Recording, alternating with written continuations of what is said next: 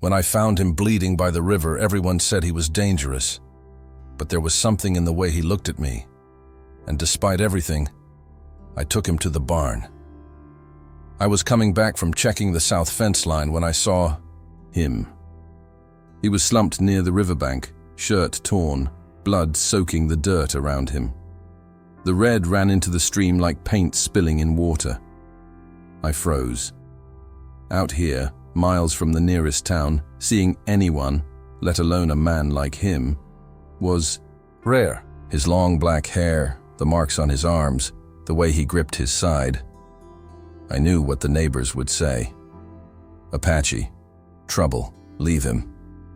But something stopped me from walking away. He didn't speak. Not a word. But his eyes met mine. With something I can't explain. Not fear. Not a plea.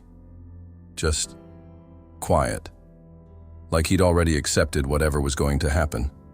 And for some reason, that look stayed with me. It pierced straight through my worry, my memories, even my better judgment. I loaded him onto the wagon without telling a soul. By nightfall, he was on the floor of my barn, wrapped in an old quilt I hadn't touched since my husband died. I cleaned the wound the best I could, praying he wouldn't die, or worse, wake up angry. I kept a rifle close, just in case. But each time I looked at him, something inside me shifted. Like I was standing on the edge of something I didn't yet understand. The next morning, I told myself I'd take him to town once he could walk. That's what I said.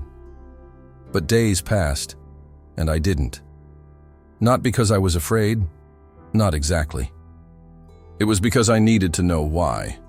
Why did I feel like saving him wasn't just a choice, but a reckoning? For 3 days, he didn't speak. Not once. He'd wake, eyes glassy with fever, then drift back into that in-between place where pain pulls you under like quicksand. I fed him spoonfuls of broth when he could swallow, wiped his forehead with cool water, and kept checking the barn door to be sure no one had followed the trail I tried to cover. It was strange, caring for someone whose name I didn't even know. I thought about asking a simple question, really. But every time I opened my mouth, something stopped me. Maybe it was the way he stared into the rafters, like he was listening for something I couldn't hear. Or maybe I was afraid of what the name would mean. A name makes someone real. A name ties them to stories. And stories stick. He watched me sometimes, those dark eyes never blinking. It didn't feel threatening, but it didn't feel safe either. Like he was reading something written on my face, maybe something I didn't want read. On the third evening, I sat beside him with a lantern and said softly, "You got a name?" Nothing. I tried again. I can't just keep calling you, "Hey you." He looked away, jaw tight. Then finally, his voice, rough like sandpaper. "Names are for those who can still carry them." I didn't understand what that meant. Not then. But the weight of it hung in the air like smoke. I nodded, even though it made no sense, and whispered, "All right. You don't have to tell me, not yet." That night, I dreamed of fire. Not flames, but the feeling of fire. Heat without light, something burning slow beneath the earth. I woke with the taste of ash in my mouth. And when I went to the barn to check on him, he was already sitting up, staring at the wall like he'd been waiting for me. And behind him, in the dirt near the barn's entrance, were fresh footprints. Barefoot. Large. More than one pair. I stood there for a long moment, just staring at the marks in the dust. They were clear as day, not made by boots or work shoes, but bare feet. 5 sets, maybe more. The dry soil around the barn was undisturbed the day before, I was sure of it. I had swept it myself to cover the wagon tracks, so whoever had come quietly. Too quietly. I stepped closer, trying to trace the pattern. The footprints circled the barn, stopping by the back wall, as if someone had stood there listening, watching. Then they vanished toward the edge of the cottonwoods, where the river curved out of sight. I followed them a few feet before they faded into the hard-packed earth, the wind already working to erase them. Back inside, he hadn't moved. Still sitting up, hands folded in his lap, eyes distant. "You have visitors?" I asked, half joking, trying to mask the unease in my voice. Didn't smile, didn't blink, just said, "They're watching. They won't speak until it's time." Time for what? He didn't answer. That silence, it filled the room more than any sound could, like something ancient had just brushed past me and left a chill behind.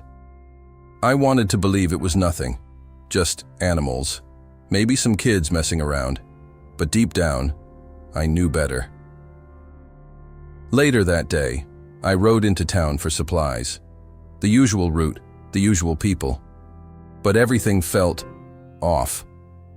Folks nodded, but their eyes lingered a beat too long. Mrs. McCrae, the postmaster's wife, didn't even say hello, just stared from her porch like she'd seen a ghost. Or like I was one. As I packed flour and salt into my saddlebag, Mr. Fletcher from the feed store said, almost under his breath, "You ought to be careful out there. Not everyone out here forgets history so easy." I didn't ask what he meant. I didn't have to. When I got back home, the barn door was still closed. The light was dim. But carved into the inside of the wood, something I hadn't seen before, was a mark. A symbol, a kind of spiral inside a handprint. And I knew I hadn't put it there. The day after the footprints, I went back into town, partly for kerosene, partly because I couldn't shake the feeling that something was tightening around me. Like a rope pulled slow, it was in the air, in the way birds scattered too fast when I stepped onto the porch, in how even the wind felt like it was listening. As I rode down Main Street, I caught her eyes before she turned away, Mrs. McCrae. She was standing outside the dry goods store, arms crossed, apron dusted with flour. Normally she'd wave, maybe ask after the chickens or gossip about the Bennett's boys getting into trouble again. But this time, nothing. Just that long, hard stare. She didn't look angry. That would have been easier. What she looked like was disappointed. Like I'd broken something delicate she thought I still knew how to hold. Inside the store, people talked quieter when I walked past. The room felt colder. A little girl I didn't recognize clung to her mother's skirt and pointed at me, whispering. I heard one word, Indian, before the mother hushed her and turned her away. No one said anything directly, but it was in their faces. Whatever they thought I was hiding, they believed it was true. Back outside, I passed Mrs. McCrae again. She didn't stop me, but she spoke loud enough for only me to hear. Your father had his secrets too, she said, eyes fixed on a spot over my shoulder. But he kept them buried. Maybe you should have done the same. I wanted to ask what she meant. I wanted to ask how she knew anything at all. But the words stuck. Because deep down, a part of me knew this wasn't just about the man in the barn. This was about something older, something that had started long before I ever found him by the river. When I got home, I didn't go to the barn right away. I sat on the front steps, trying to remember anything my father might have said about the land, about the Apaches, about the history no one liked to talk about. I remembered something faint. A night when I was a child, hearing my father and a stranger arguing outside. Harsh whispers. The words, agreement and debt. And then, silence. In the barn that evening, the wounded man looked stronger. He asked for water, his voice clearer now. I handed him the tin cup, and as he drank, he looked me in the eye. You don't remember, he said softly. But you will. That night, I couldn't sleep. I kept replaying his words. You don't remember, but you will. Like a bell that kept ringing in my head long after the sound had stopped. So I went looking. Not for answers exactly, but for something. Anything. The old roll-top desk in my father's study hadn't been touched since the funeral. I kept it mostly closed, more out of habit than grief.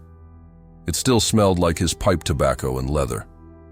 He was a quiet man, stoic, the kind who thought emotions were something you kept under lock and key, along with your secrets. I pulled open drawer after drawer, sifting through brittle tax papers, old maps, a faded wedding photo. And then I found it, tucked in a false bottom beneath the lowest drawer. A bundle of letters tied with a rawhide strip, aged and weathered. Some addressed to names I didn't recognize. Some never addressed at all. The handwriting was my father's, tight, deliberate. And what he wrote, well, it took my breath. To Chief Nantan, I've kept my word, but there are voices stirring again. They want the land back, and they won't ask nicely. He was just a boy, but I had no choice. I gave him safe passage and told them he drowned. I fear my daughter will carry the weight of what I've done. If the time comes, tell her the truth. But gently. She deserves peace, not punishment. My hands trembled. There were 8 letters. Not one had been sent. The dates stretched over nearly 2 decades. All postmarked before my father died. They spoke of deals, cover-ups, of hiding someone or something. And always the same undercurrent. Guilt. I sat there until morning, the light creeping through the curtains like a slow confession. None of it made sense. But it did confirm one thing. Whatever was happening now wasn't just chance. I hadn't found the Apache by accident. Back in the barn, he was standing when I opened the door, still weak but upright. He looked at me, not like a stranger anymore, but like someone who'd been waiting for me to wake up. "You found the letters," he said. It wasn't a question. I nodded slowly. "You knew my father." He didn't answer, just turned toward the barn door and said, "They're coming." That night, the wind didn't stop. It howled low through the cottonwoods, brushing against the windows like fingertips. I didn't light the lamps. I sat in the dark, listening to the wind, to the creaks in the wood, to the breath of the house itself. Something was shifting. I could feel it. Not just in me, not just in him. The land felt different, like it was holding its breath. I didn't sleep. At some point past midnight, I stepped out onto the porch. No moon, no stars, just a heavy sky and the sound of something distant, something moving. By the time the sun began to rise, its light, dull and pale, they were there. A line of men stood at the edge of the property, still as statues. 7, maybe 8, dressed in leather, feathers, worn cloth, paint on their faces that the morning mist couldn't blur. They didn't speak, didn't move, just watched. I didn't recognize any of them, but I knew what they were. Apache warriors. Real ones. Not from stories, not from books. My heart pounded, but I didn't run. I didn't call for help. I just stood there barefoot in my nightgown, gripping the porch rail like it could anchor me. He stepped out of the barn beside me. Stronger now, steady. He didn't look surprised to see them. He didn't say anything either, just nodded once. A gesture that felt like it carried more history than I could begin to understand. The warriors made no reply, no words, no signal, just silence. I turned to him, my voice barely above a whisper. "Are they here for me?" He looked at me, the corners of his mouth tense. "They're here for the truth." And just like that, I knew this wasn't about danger. It wasn't even about vengeance. It was about reckoning, and whatever my father had done, whatever part I now played, they expected me to answer for it. The warriors stayed. They didn't cross the fence line, didn't raise a weapon, didn't shout.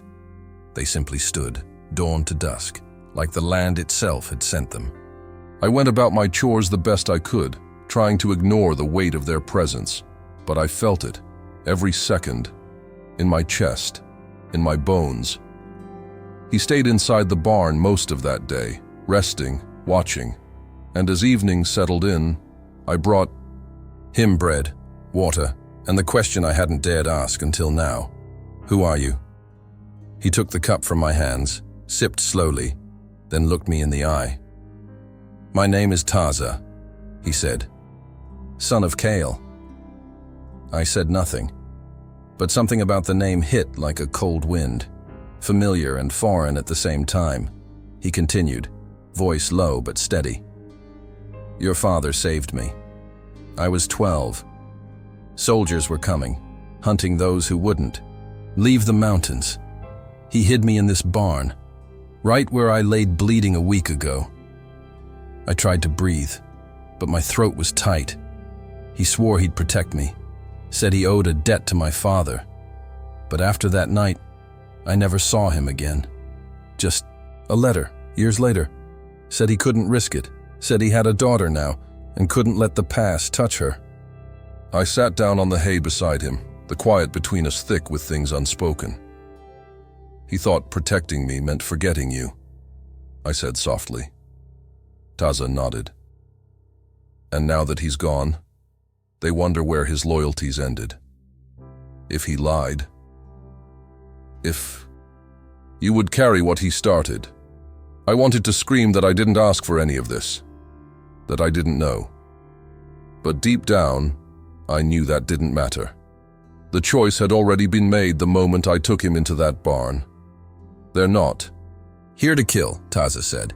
"They're here to see, to decide if the blood you carry means the promise is still alive or broken." Outside, the sun slipped behind the hills.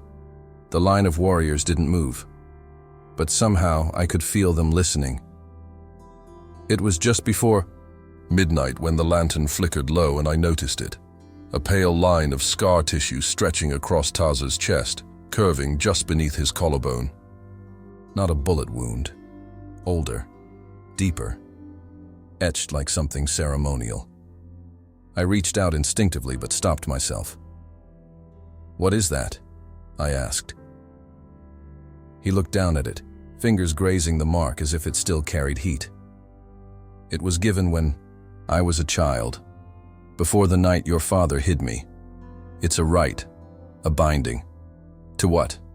He didn't speak right away, just turned toward the wall, where the faint shadows from the lantern danced across the barnwood.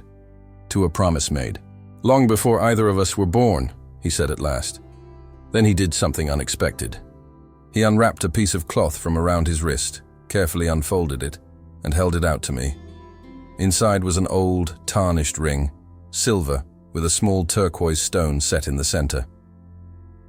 I knew that ring. It had belonged to my father. I remembered it clear as day. He used to wear it on Sundays, polished it with a handkerchief he kept in his vest.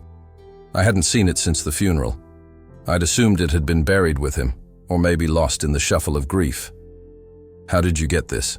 I asked, my voice catching. "He gave it to me," Taza said. "Said if I ever returned here, and you were alive, to show you. Said you'd understand when the time came." I didn't understand. Not fully. But my hands were trembling as I touched. The ring. It was real. Heavy. And it unlocked something. A memory, faint but sharp. I was maybe 7, sitting on my father's lap.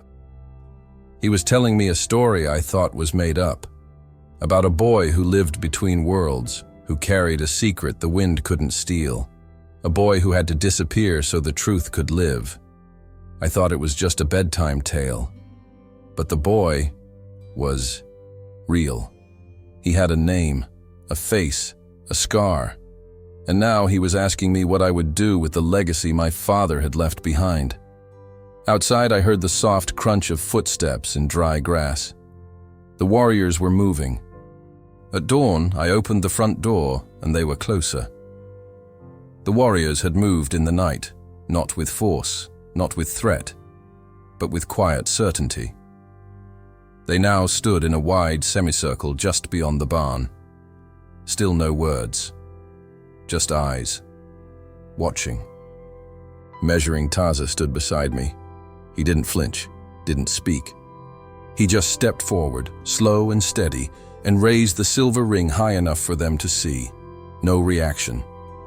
Then he turned to me and said, "Now it's you they're waiting on." I looked at the faces before me, painted, weathered, unmoved. The silence was heavier than any shout.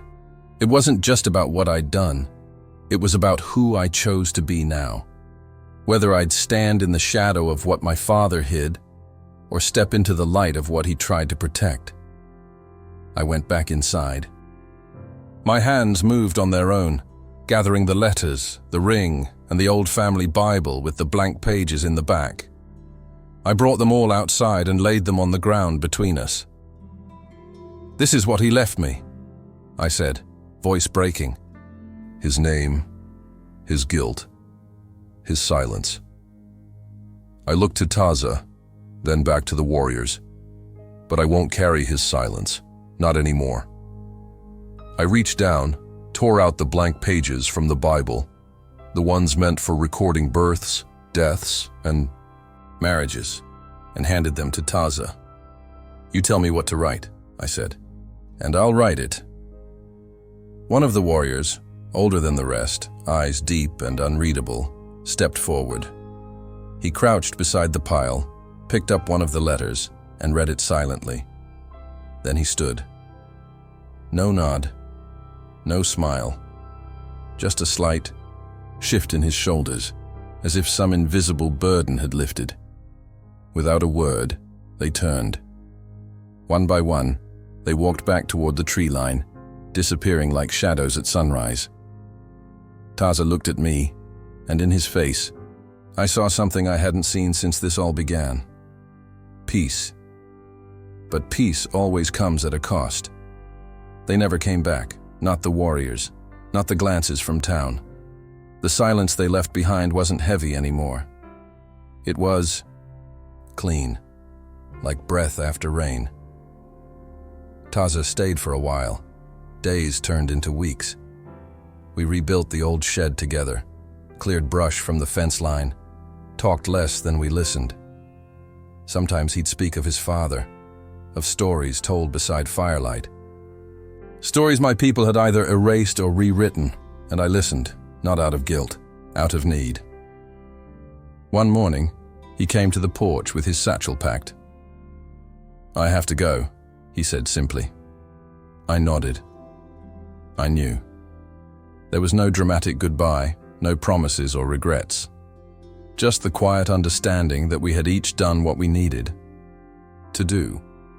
He handed me the ring, the one my father gave him, and said, "Keep it. It belongs with the truth now." After he left, I found myself walking the land more often. I saw it differently now, not as property, but as inheritance.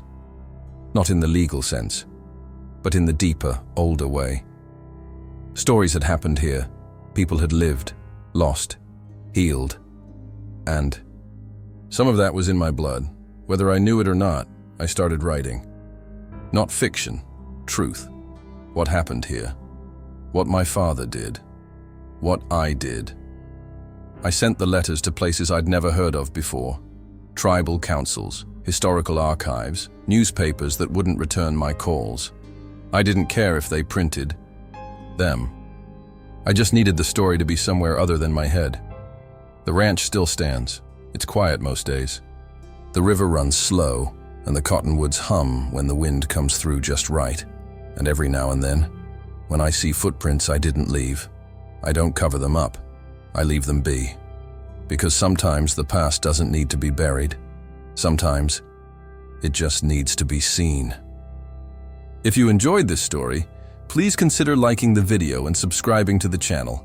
It really helps us grow and share more stories like this one.